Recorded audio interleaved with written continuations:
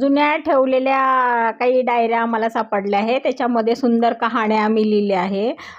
काही कविता लिहिलेल्या आहे. आमची आजी होती, तर तिच्याकडून उखाणे आम्ही हळदी-कुंकवाला तिळगुळ खायला जायचो, तर आजीला म्हणायचो, "चल उखाणे सांग, आम्ही लिहितो."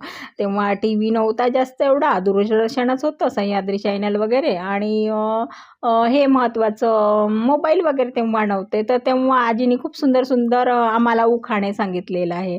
त्याच्यात सांगते.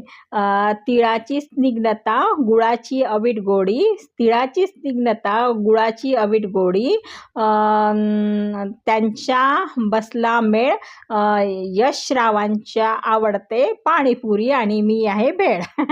बघा किती सुंदर लिहिलं. तिळाची आहे स्निग्धता, गुळाची आहे अवीट गोडी, त्यांचा बसला मेळ, यशरावांचं आवडते पाणीपुरी आणि मी आहे भेळ. जीवनाच्या दुसरी आहे, जीवनाचा आनंदात अंकुरली वेल, जीवनाच्या आनंदात अंकुरलेली वेल, संसाराच्या गाड्यावर यशराव आहे माझी आणि मी आहे त्यांची. परसातील वारा हळूच विचारतो, परसातील वारा हळूच विचारतो मला, अग अग राणी, यशरावांच्या संसारात सुखी पाहून आनंद होतो ना म्हणी. संसारातली रेशमी शालूवर प्रीतीची लावते किनार, यशराव देतात मला सुख दुःखास आधार. विणेचे तार छेदून तार सुरू उठल्यास नवे नवे यशराव वाटतात मला नेहमी हवे हवे. बघा किती सुंदर आजीने सांगितलेल्या होत्या.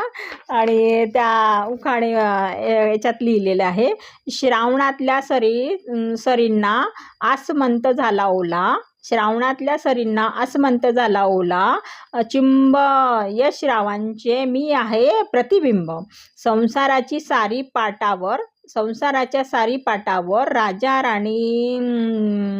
राणी झाले स्वार, यशराव देतील मला इंडिका कार. हिरे नको पाचू नको माणिक मोती, यशरावांचे नाव घेते जिवंत आहे मी ज्योती. स्त्रियांचे अलंकारावर म्हणते तिचा पती, स्त्रियांच्या अलंकारावर म्हणते तिचा पती, यशरावांची मिळो मला नेहमी अखंड प्रीती. नववधू होऊन केला पतीच्या घरात प्रवेश, नववधू होऊन गेला पतीच्या घरात प्रवेश, यशरावांचे